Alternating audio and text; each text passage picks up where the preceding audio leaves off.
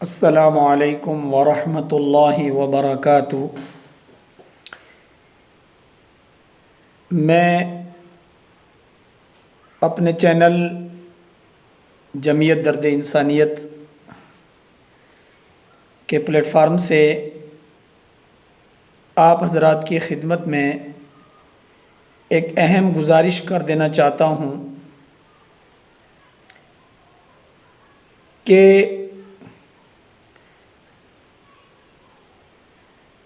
जिसका पैगाम आप तक पहुँचाना ज़रूरी है, और वो ये है कि जहाँ हमारी जमीयत दर्द इंसानियत ये दर्द सीने में रख कर रात और दिन, सुबह शाम दुआओं में, हर मोड़ पर अल्लाह से ये आपका भाई हर वक्त इस फ़िक्र में लगा हुआ है, और ये दिल के अंदर की एक फ़िक्र और एक दर्द आपको मैं सुना रहा हूँ कि हमारे यहाँ कम से कम रियासत जम्मू कश्मीर की बात करें तो रियासत जम्मू कश्मीर की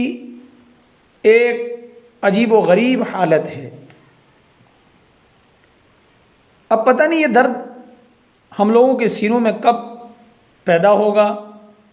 और हम लोग कब इसको अपनी ज़रूरियात में, अपने मशागिल में और अपनी जो ज़रूरतें हैं उनमें हम कब इसको दाखला देंगे। इससे मेरी क्या मुराद है कि अगर हम अपने घर के आसपास में, अपने गांव के आसपास में और अपने डिस्ट्रिक्ट यानी ज़िले के अंदर अगर हम एक नज़र दौड़ाएं, जैसे ज़िला पुंछ है हमारा, आपका, मैं चूँकि पुंछ से हूँ तो उस एतबार से, इसी तरीके से पूरी रियासत की तरफ नज़र दौड़ाएं तो हम और आपको एक अजीब व गरीब लिस्ट मिलेगी। क्या लिस्ट मिलेगी? एक लिस्ट ऐसी आएगी कि जिसमें बहुत सारी बेवाएं, दूसरी लिस्ट आएगी बहुत सारे यतीम बच्चे, तीसरी लिस्ट आएगी बहुत सारे बेरोज़गार, चौथी लिस्ट आएगी बहुत सारे माजूर, और पांचवी लिस्ट ऐसी ख़तरनाक आएगी कि कितनी लड़कियां और लड़के बेचारे बेनिकाह बैठे हुए हैं, लेकिन आज तक इस तरह की मुहिम,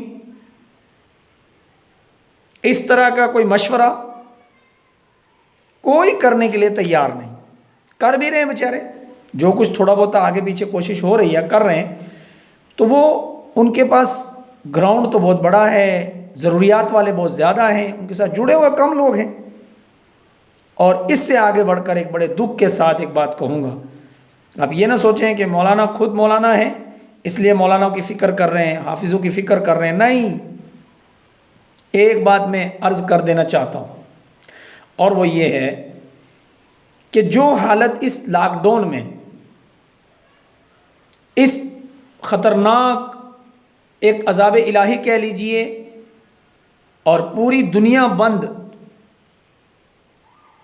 और तमाम के तमाम इस वक्त सारी इंसानियत इस वक्त जो है वो एक ऐसी ख़तरनाक हालत में घिर चुकी है, इसको मैं भी मानता हूँ, लेकिन इसके बावजूद सिर्फ यही 1-1.5 साल का मामला नहीं है, बल्कि अगर हम उलमा की एक, हफ़ाज़ की एक, मुफ्तियान इकराम की एक लिस्ट उठाएं और उनके ऊपर नज़र दौड़ाएं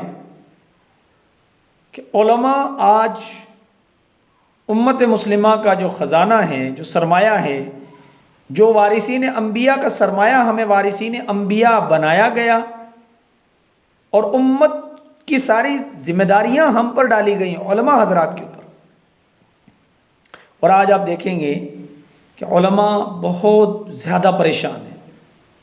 क्यों परेशान है? अपनी परेशानी नहीं बता रहे हो, लेकिन हम उनकी हालतों से देख रहे हैं। और अगर उलमा के साथ ये हालत रही, उलमा के साथ अगर हमारा ये बर्ताव रहा, और उलमा के साथ ऐसी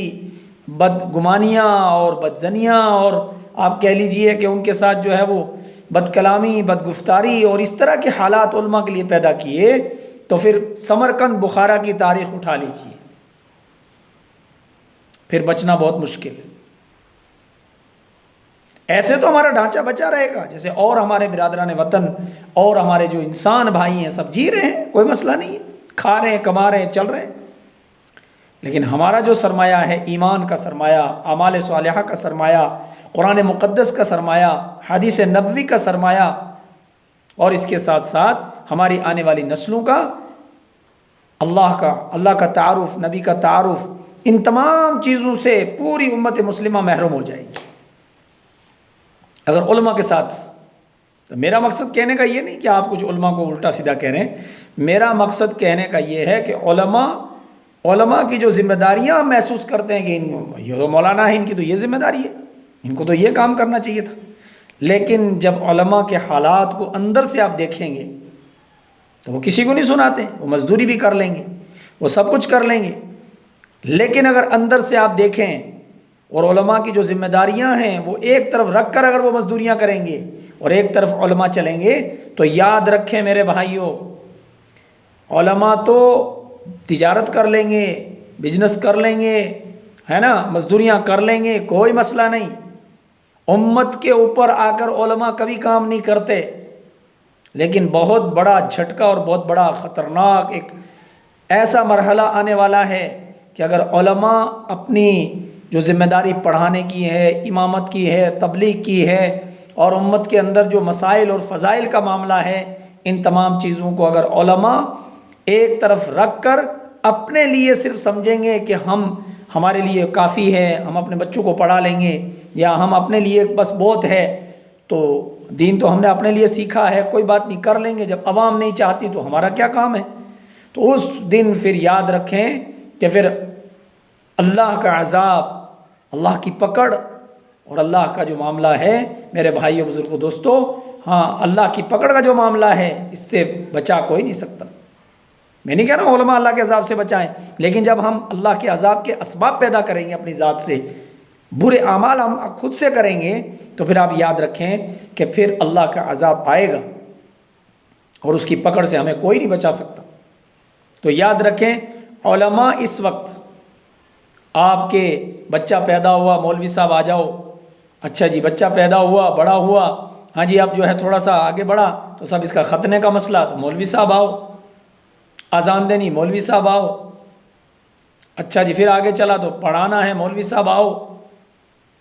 अच्छा साहब अब इसका निकाह कराना है तो मौलवी साहब आओ,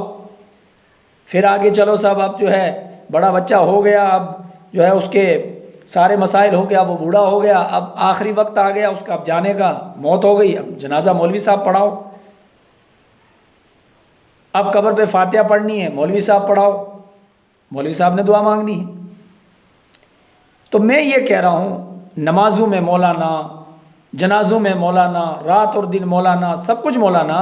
तो याद रखें, मैं ये उमूमी पैगाम देना चाहता हूँ, उलमा के लिए अगर दिलों में छोटापन है, ऐसा होना ये चाहिए, जहाँ आप मस्जिद बना रहे हैं वहीं उलमा के जो हुफ़ाज़ हैं, उलमा हैं, और वो वहाँ पर ज़िम्मेदारी एक उसमें से कोई निभा रहा है, तो उसके लिए घर, उसके लिए रसोई, है ना, 2 कमरे, एक लैट्रिन बाथरूम, और उसके बाद फिर एक रसोई का इंतज़ाम और एक बेहतर सी तनख्वाह। एक हमारे मकतब में चलने वाले उस्ताद को 25 से 30 हज़ार रुपये तनख्वाह हो। फिर आप देखिए आपके बच्चों को, फिर देखिए आपके बच्चियों को, फिर देखिए आपके माहौल को किस तरीके से वो सुधारते हैं। कोई बड़ा मसला नहीं था, लेकिन हमने बनाया नहीं, सोचा नहीं, फिक्र नहीं की, और हम दुनिया की तरफ भाग रहे हैं। याद रखें, दुनिया हमें कुछ नहीं देगी, जब भी कुछ मिलेगा तो इन्हीं चटाइयों पर बैठने वाले वारिसीन अंबिया से मिलेगा। इसलिए मैं ये मुअद्दबाना गुजारिश करना चाहता हूँ कि उलमा का ख्याल रखिए, अपने अतराफ़ में बेवा यतीम बच्चों का, और अपने माजूर और अपने जो है बीमारों का, और इन लोगों का ख्याल रखें और इस पर मेहनत करें, और उसके बाद में दुआएं करें कि अल्लाह ताला हम सबको कामयाब करे। तो इसी पर मैं आज आपसे अलविदा होना चाहता हूँ। अल्लाह ताला आपको सेहत दे और अल्लाह आप सबको कामयाब करे। जज़ाकल्लाहु फ़िद दारैन व अहसनुल जज़ा। अस्सलामु अलैकुम व रहमतुल्लाहि व बरकातुहू।